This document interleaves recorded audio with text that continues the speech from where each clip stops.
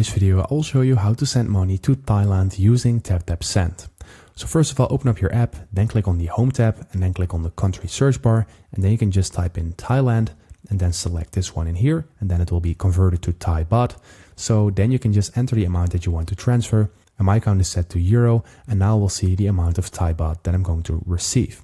So if you want to make use of a nice promo code, something equivalent to $5, then what you need to do is simple. You need to click on add promo code in here, and then you can just enter in this code.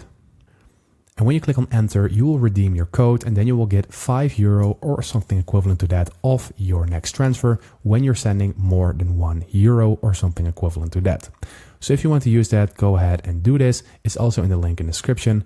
Anyway, let's move on with the video by completing this transfer. So we just need to click on next, and then we need to add a new recipient or choose from the recipient if you already have one. I don't have any, so I'm going to click on add new recipient in here. And now we need to fill in the full name, the bank name, bank account number, and I need to confirm the bank account number of my recipient. So it's really important that the full name is correct and that it's matching, because otherwise you can get delays in your transfer.